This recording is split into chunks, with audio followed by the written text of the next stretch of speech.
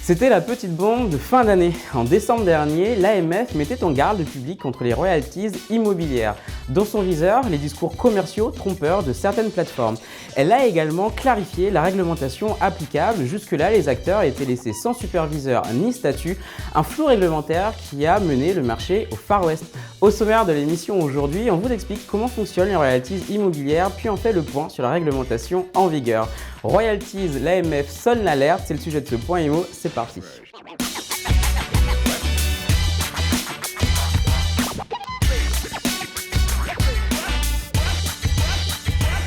Et je présente tout de suite les invités qui seront avec nous aujourd'hui. Il est CGP, directeur général de Novalia Patrimoine. Il connaît bien les nouvelles formes d'investissement alternatives. Guillaume Lachenal est avec nous en plateau. Bonjour Guillaume.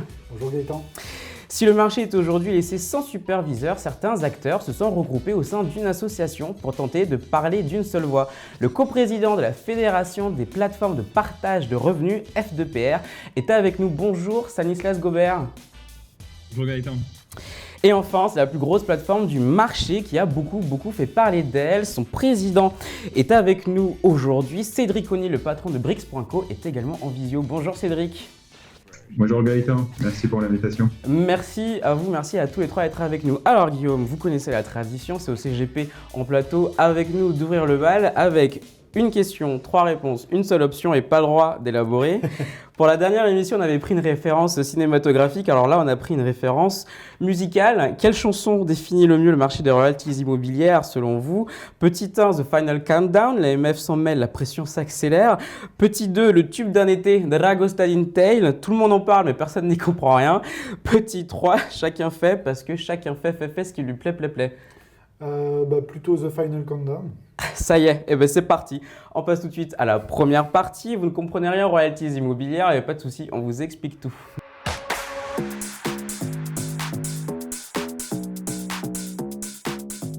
Stanislas Gobert, je me tourne vers vous. Vous êtes donc le coprésident de la Fédération des plateformes de partage de revenus. Expliquez-nous comment ça fonctionne l'investissement en immobilier via royalties. Alors, le financement en partage de revenus futurs, ça se fait par un simple contrat entre une société qui est une foncière et un investisseur. L'investisseur, il avance des fonds à la foncière, elle fait l'acquisition d'un bien et en contrepartie, elle lui cède une part des loyers qu'elle va générer. Alors, ça existait déjà il y a 15 ans en France dans le domaine artistique. Souvenez-vous de My Major Company et certaines plateformes très populaires comme We The Good l'appliquent actuellement au financement d'entreprises non immobilières et ça depuis plus de 10 ans.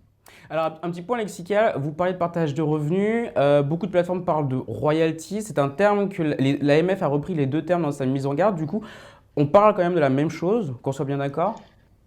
Alors, les plateformes qui se revendiquent des royalties, en effet, parlent derrière de contrats de partage de revenus. Le royalty, c'est soit un anglicisme, soit une notion qui est liée plutôt au pétrole ou à la propriété intellectuelle. Mais en effet, on parle plus ou moins de la même chose. D'accord. Guillaume Lachenal, les intérêts et les risques de ce type d'investissement en dehors du vide réglementaire dont on va parler tout à l'heure. Le premier intérêt, c'est de donner accès au plus grand nombre aux sous-jacents immobiliers pour des investisseurs qui ne sont pas forcément ni informés ni qui ont beaucoup d'expérience, puisque c'est l'achat des biens, la mise en location, la gestion, tout est géré directement par ces sociétés. Donc ça donne accès dès quelques dizaines d'euros contre quelques milliers ou quelques centaines pour des SCPI ou d'autres actifs immobiliers. Donc ça, c'est pour les intérêts. Il n'y a aussi pas besoin de passer par son banquier, pas besoin de passer par un notaire. Donc c'est la beaucoup simplification, c'est simple. Une grande simplification. C'est aussi assez ludique pour investir. Et du coup, les risques sont les risques proviennent justement de ces intérêts-là. C'est que comme ça, c'est très facile d'investir et qu'on est sur des petites sommes, on est peut-être un petit peu moins vigilant sur le sous-jacent lui-même, alors que pour tout investissement immobilier, il convient quand même de bien valider l'emplacement, la qualité du bien. On n'a pas à s'occuper de tout ça. Exactement. Alors justement, sur les risques, l'AMF, dans sa mise en garde, alertait sur les discours commerciaux trompeurs de certaines plateformes qui parlent d'un investissement immobilier alors que les investisseurs ne détiennent aucun titre de propriété immobilière en direct. Comme l'expliquait Stanislas, c'est les plateformes, via leur foncière, qui vont détenir les actifs. Mais du coup, en termes de risques, les investisseurs ont les risques d'investissement locatif traditionnel, la vacance, les impayés, les risques de travaux, mais aussi les risques attachés à leur statut de créancier de la foncière qui, elle, est bien propriétaires de biens. Cédric O'Neill, est-ce qu'on peut dire que vous êtes à mi-chemin entre le crowdfunding et les SCPI? Oui, moi aussi, je peux remettre un peu de contexte et d'historique parce qu'on a été la plateforme à opérer sur ce marché. On s'est lancé en avril 2021. C'est parti notamment du constat qu'un Français sur deux ne pouvait pas emprunter de l'argent auprès de sa banque et ne pouvait pas investir dans l'immobilier. Et quand on regardait ce qui se faisait sur le marché du financement participatif, du crowdfunding, on pouvait prêter de l'argent à des promoteurs immobiliers qui allaient nous rendre un coupon de l'ordre de 8 à 10% à l'année, ce qui est très intéressant. Mais on ne pouvait pas bénéficier de la prise de valeur de l'immobilier dans le temps. Et donc, c'est la raison pour laquelle on a été les premiers à utiliser ce contrat de revenus futurs. Effectivement, le royalties est un anglicisme. Il n'y a pas de définition des royalties en français, c'est plutôt des redevances. Mais en tout cas, on a été les premiers à utiliser ce contrat de redevance pour permettre à l'investisseur d'avoir exactement le même rapport à l'immobilier que s'il avait acheté lui-même en direct, à savoir pouvoir gagner de l'argent avec des loyers qui sont générés tous les mois et gagner aussi de l'argent par capitalisation avec la prise de valeur de l'immobilier dans le temps. Alors ça, justement, on va en parler dans un instant. Quel est le rendement moyen, à peu près, que l'on peut espérer? Alors nous, sur notre plateforme, au bout de 12 mois, ça fait 18 mois qu'on existe, mais si on prend une base 12 mois sur les 12 derniers mois, on est à 10,5, donc 10,5% de rentabilité, qui sont divisés donc en deux sous-jacents. Premièrement, le rendement, donc les loyers qu'on est capable de reverser. On a reversé sur les 12 derniers mois glissants 4,5% de rendement, donc de loyer par rapport à l'argent investi. Et le reste, c'est de la prise de valeur de l'immobilier. Donc, comme le fait une SCPI, tous les 6 mois ou tous les 12 mois, on va réactualiser la valeur de nos biens au travers d'une expertise qui est faite par un expert indépendant qui vient et qui nous revalorise le parc immobilier. Alors le rendement c'est bien, mais il faut aussi savoir quelles protections sont mises en place. Stanislas Gobert, quelles protections aujourd'hui pour les investisseurs en cas de faillite des plateformes? Alors, les investisseurs sont des contractants, ils sont au même rang que la grande majorité d'ailleurs des obligataires, puisqu'on parlait du crowdfunding obligataire juste avant, donc au rang de chirographaire. Ce qui veut dire que en cas de faillite, très concrètement, le bien immobilier est vendu, et une fois que les créanciers prioritaires, donc banques, impôts, URSSAF, etc., sont remboursés, c'est au tour des obligataires et des investisseurs en contrat de partage de revenus. Et enfin, une fois que ceux-là sont remboursés, s'il reste quelque chose, le boni de liquidation, celui-ci est rendu aux actionnaires. Donc en fait, ils sont techniquement remboursés avant les porteurs de parts sociales de capital, qui eux sont vraiment les derniers qui se séparent ce boni. Et c'est d'ailleurs pour éviter un effet domino qu'il pourrait y avoir si une foncière se passait mal, enfin si un immeuble se passait mal, que la fédération recommande de financer chaque bien avec une foncière différente. Avec une foncière différente. Ce qui permet d'isoler. Donc une foncière par projet, par opération. Guillaume Lachenal, pour conclure cette première partie très rapidement, à quel type de client vous pourriez, vous, en tant que CGP, recommander les royalties immobilières? Alors, c'est vrai que nous, dans notre cabinet, on a plutôt tendance à orienter nos clients sur des produits plus classiques, comme les SCPI, puisqu'on a un petit peu plus de recul.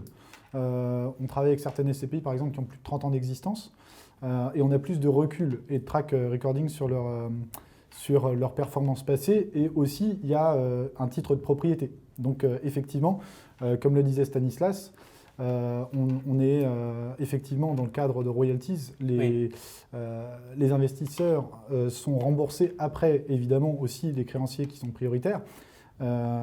Et du coup, il y a un risque de perte en capital qui est plus important. Il n'y a pas directement de titre de propriété, donc nous, on a plutôt tendance à les orienter. Par contre, c'est vrai que ces investissements sont plutôt intéressants et on aurait tendance à le conseiller plutôt à des clients qui ont une épargne déjà plutôt diversifiée et sur un panier, on va dire, d'investissement plaisir à hauteur de à peu près 5% de leur patrimoine. On va passer à la seconde partie. Je le disais en introduction, il n'existe pas de statut spécifique aux plateformes de royalties, mais quelles règles doivent-elles donc suivre? On fait le point, c'est la deuxième partie.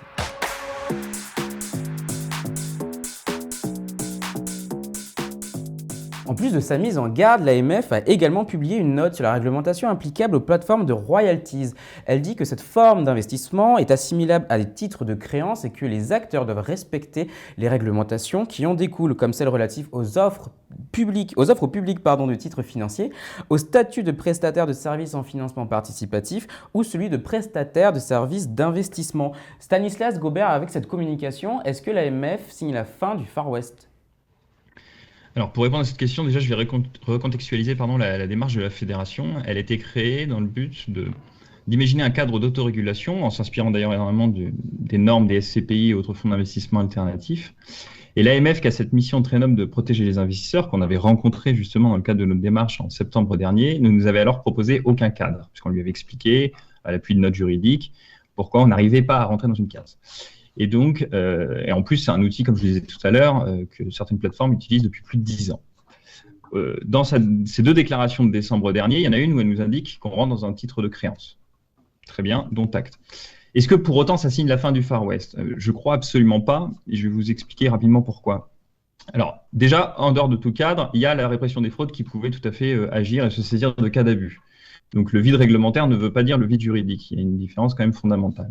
Et donc, je pense que vraiment la fin du Far West sera signée lorsqu'il y aura des sanctions exemplaires à l'encontre de plateformes qui ont, selon l'AMF que je vais citer, son communiqué du 23 décembre, une mauvaise qualité d'information, un discours commercial trompeur sur la liquidité du contrat qui crée de la confusion entre la propriété et le droit sur les revenus qu'on citait tout à l'heure, et enfin qui mettent en avant des rendements qui sont irréalistes. C'est-à-dire qu'il y aura un statut spécifique aux plateformes de partage de revenus ? Alors, le statut, non, elle nous dit rentrer dans une case qui existe déjà. Donc ça, on en prend acte. Maintenant, la communication trompeuse, c'est pas spécifique au réglementaire. Si elle constate une communication trompeuse, la répression des fraudes pouvait constater cette même répression et pouvait agir. Donc le vrai sujet, c'est les acteurs qui sont auteurs de tout ce qu'elle reproche et de tout ce sur quoi elle alerte. Oui. Est-ce que ces acteurs feront l'objet de poursuites, puisque c'est ça le sujet. Le côté réglementaire n'apporte une protection supplémentaire, mais n'empêche pas que la base pouvait déjà être sanctionnée. Je peux vous citer des exemples. Quand on a des acteurs qui déclarent encore aujourd'hui sur des supports en ligne que l'opportunité promet de prendre de la valeur dans le domaine réglementaire, mais ce serait tout de suite condamné, évidemment. Que la plateforme permet d'acheter des parts de propriété. C'est totalement faux. Et que ça permet de gérer 12% par an. Avec des affirmations comme ça, le sujet, c'est, pour la fin du Far West, est-ce que ces affirmations seront condamnées ou pas ? Guillaume Lachenal, est-ce que l'absence de statut, pour vous, est un no-go définitif pour les investisseurs ? Je ne dirais pas que c'est directement un no-go, c'est juste, effectivement, on s'aperçoit que certaines plateformes ou certaines communications, mais comme pour tout type d'investissement, parfois, peuvent inciter certains investisseurs à se tromper, puisqu'effectivement, on s'aperçoit souvent que les investisseurs sont très jeunes déjà, d'une part, très peu expérimentés aussi, d'autre part. Donc, ce ne serait pas un no-go, mais plutôt une incitation à être plus réfléchi dans son investissement et aller chercher exactement quel est le sous-jacent derrière, quelle est la part aussi d'effet de levier, puisque ça a une importance dans le risque, et donc d'aller chercher plus d'informations, parce que ce n'est pas toujours très clair et très simple. Donc voilà. Alors je le disais, cette absence de cadre spécifique a conduit les acteurs à avoir des pratiques assez différentes d'un acteur à l'autre. On va revenir sur les différents points de divergence qui existent, mais alors sur les principaux uniquement pour avoir la liste, alors non exhaustive non plus, mais en tout cas on y revient dans le dernier numéro de l'AGFI Actif. Un article de 3 pages vous attend, vous pouvez tout lire et tout comprendre sur le marché des royalties immobilières. Les principales divergences, c'est notamment le loyer sur lequel se basent les plateformes pour partager le revenu entre elles et les investisseurs.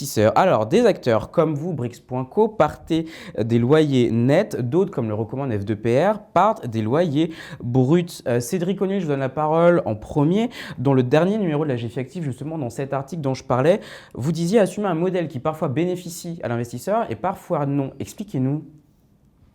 Oui, avant de répondre à votre question, moi, si je peux me permettre de rebondir sur la précédente et sur ce que Stanislas a dit par rapport à l'association F2PR qui représente une partie des plateformes. Nous, on se met en opposition par rapport à leur point de vue, qui est de penser qu'il faut non pas créer un cadre régulé ou un statut dédié à ces plateformes, mais surtout, il faut que nous, plateformes, soyons capables d'aller chercher un statut déjà existant auprès de l'AMF, parce que l'AMF ne va pas s'adapter à nous, elle va essayer de nous faire rentrer dans une case.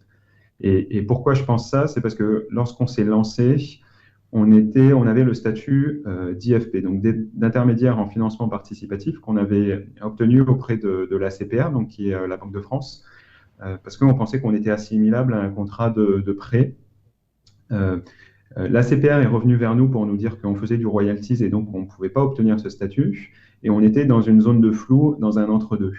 Entre-temps est venu ce nouveau statut réglementaire européen PSFP.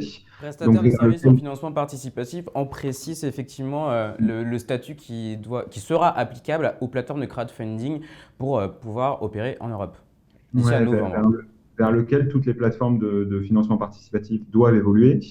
Et finalement, quand on revient sur la vision et la logique de nos sociétés, c'est de démocratiser l'investissement immobilier à partir de 10 euros, donc des tout petits montants d'investissement, et d'annexer la performance de l'immeuble sur le contrat. Et en fait, quand on a eu les discussions avec l'autorité des marchés financiers nous dit que un contrat obligataire permet de le faire. En fait, on n'est pas obligé d'avoir un coupon fixe avec un contrat obligataire. Il peut très bien y avoir une indexation sur le sous-jacent lié à un contrat obligataire.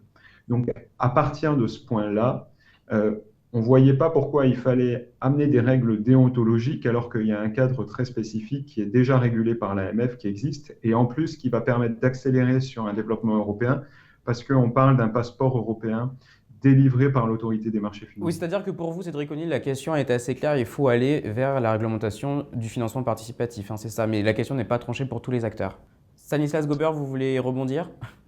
Alors oui, l'AMF dans sa déclaration ne parle pas spécifiquement d'obligation, mais parle bien de titre de créance. Donc là-dessus, la chose n'est absolument pas fermée, ou la voie unique n'est pas celle du PSFP, c'est celle que vous prenez Cédric, et je le comprends.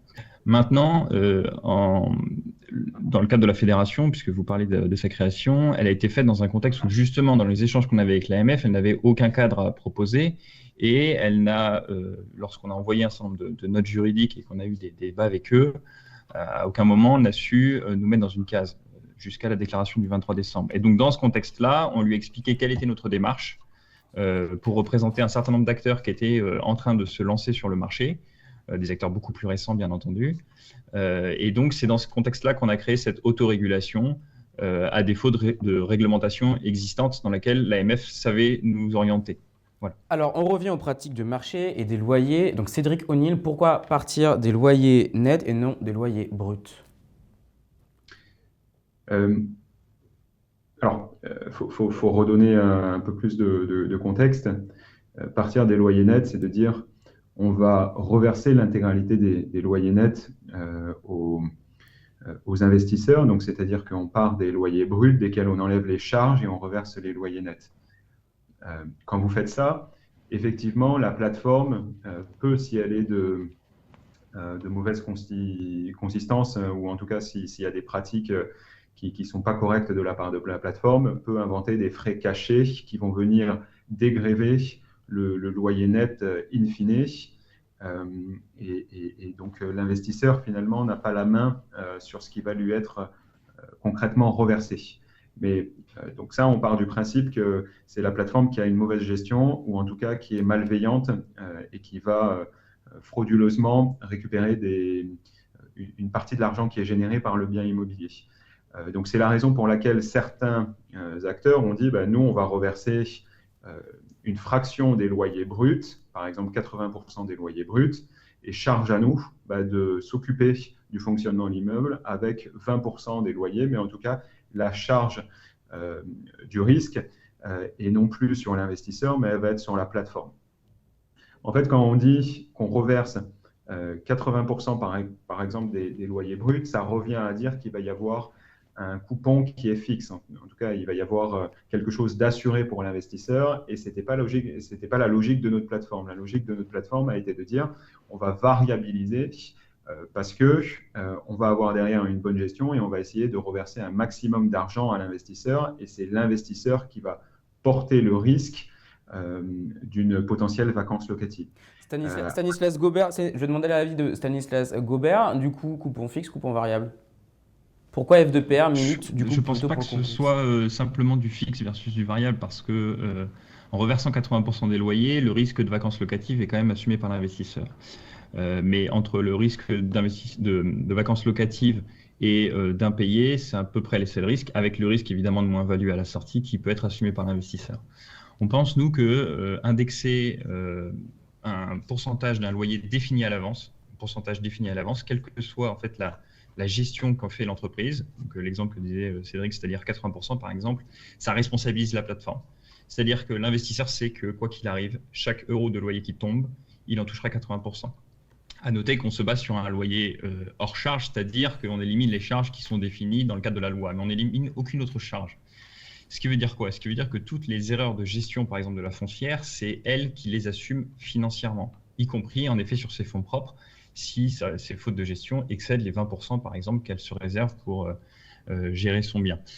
Ça la responsabilise aussi sur le choix de ses partenaires, c'est-à-dire qu'aujourd'hui sur une plateforme, sans vouloir même parler de malveillance, tout simplement, est-ce que des appels d'offres sont faits ou pas, alors que ce sont les investisseurs qui payent? Il y a moins d'obligations, on va dire, il y a moins de responsabilisation à minima de la foncière dans ces conditions. Ça force davantage la foncière à être responsable dans sa gestion.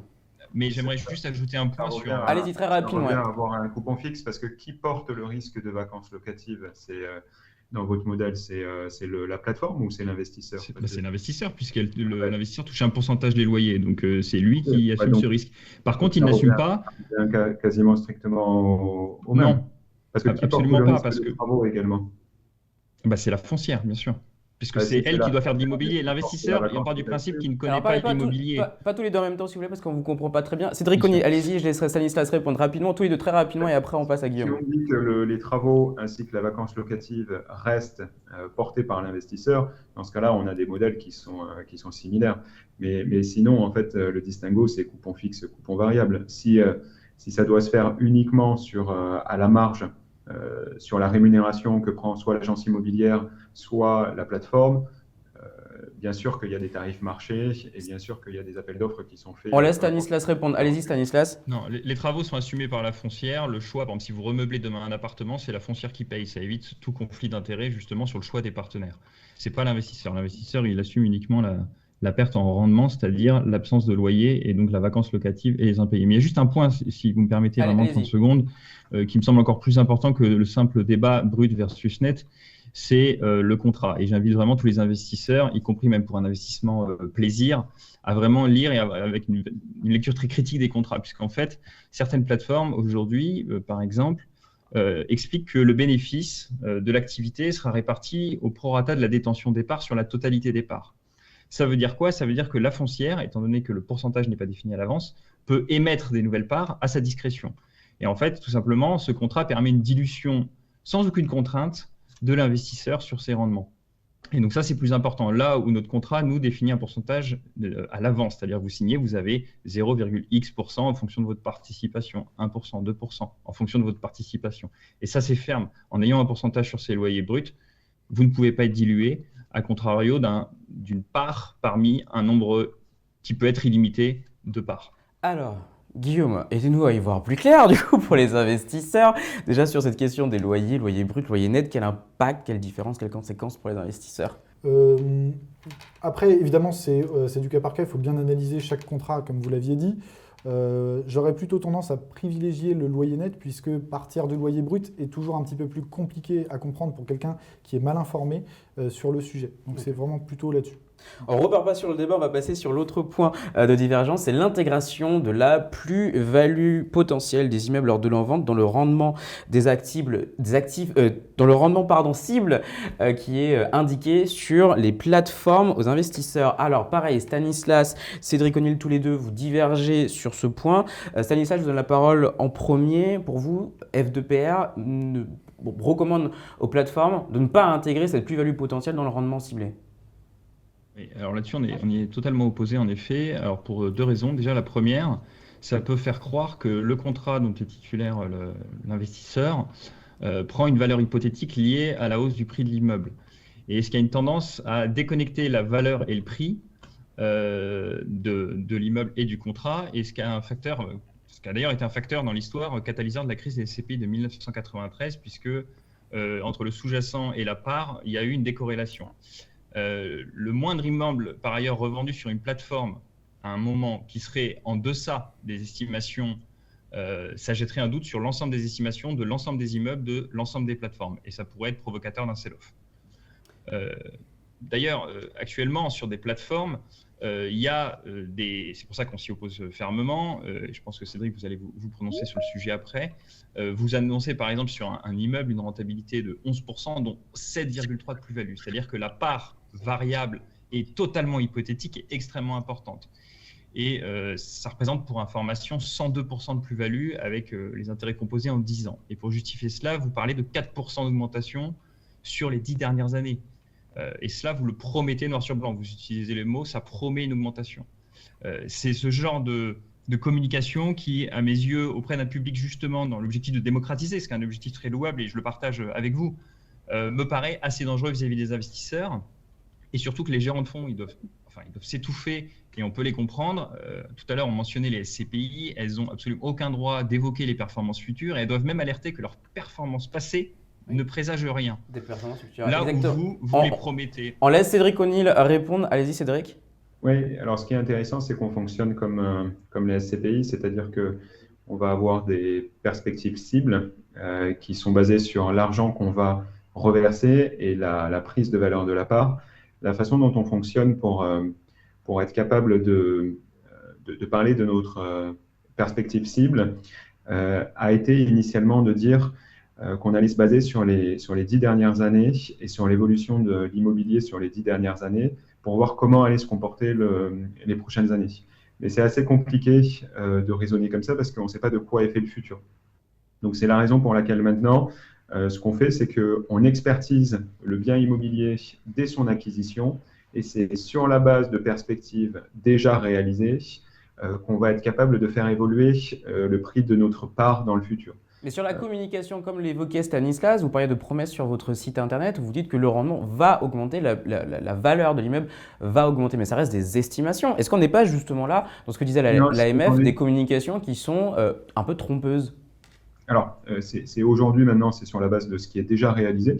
Donc, si j'achète un immeuble 1 million d'euros et que l'immeuble vaut 1,1 million une fois qu'il est expertisé par l'expert, je sais que j'ai 100 000 euros de valeurs résiduelles qui vont me permettre d'augmenter progressivement le prix de ma part.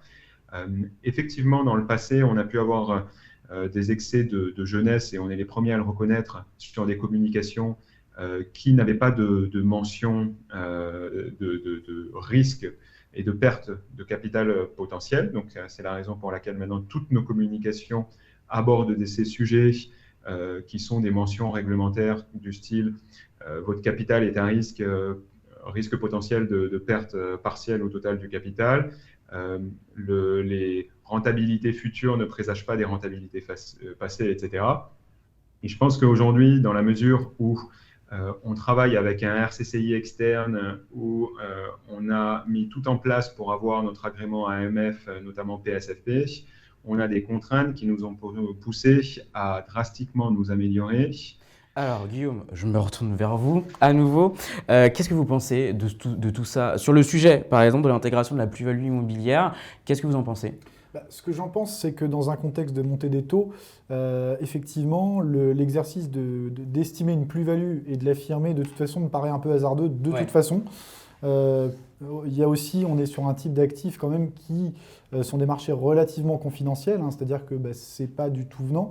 L'accession au crédit devient de plus en plus compliquée. Donc, il faut être très prudent sur ces réévaluations. Donc, pour moi, la réintégrer, noie un petit peu le poisson sur la rentabilité et autant vraiment séparer ces deux-là, d'après moi c'est bon. Et quand on entend toutes les divergences qu'il y a entre les acteurs, est-ce que ça vous paraît pas être un marché un peu trop compliqué pour l'instant pour y aller, par exemple vous en tant que CGP? Compliqué, non. Après, encore une fois, il faut toujours rester attentif et ouvert aussi à toutes ces opportunités, puisque les clients jeunes en général, et ça cible quand même une clientèle plutôt jeune, sont quand même attirés par ça. Donc nous, ça nous invite de toute manière à nous y intéresser. Et justement, on a, en tant que conseiller en gestion de patrimoine, un rôle pour aiguiller nos clients sur ce genre d'investissement et leur rappeler l'intérêt justement de s'intéresser au sous-jacent qui est vraiment derrière. Puisque le fait de passer directement par une par une application ou un site internet rend la chose tellement simple que derrière, souvent, l'investisseur n'a pas tendance à bien avoir tous ces éléments en tête. Merci Guillaume, ça sera le mot de la fin. Merci Stanislas, merci Cédric d'avoir été avec nous. On n'aura pas réussi à vous mettre d'accord et on n'aura pas fait le tour du sujet, mais on continuera à en parler dans l'AGFI Actif. N'oubliez pas du coup pour tout comprendre en relative immobilière, en plus de cette émission, vous avez le dernier numéro de l'AGFI Actif avec un article de 3 pages. Oui, c'est bien la bonne page. Un article de 3 pages pour tout comprendre sur le sujet. Je vous dis, on se donne rendez-vous le mois prochain pour un prochain point IMO. D'ici là, portez-vous bien et moi je vais prendre des cours d'articulation. Bonne journée, à très vite.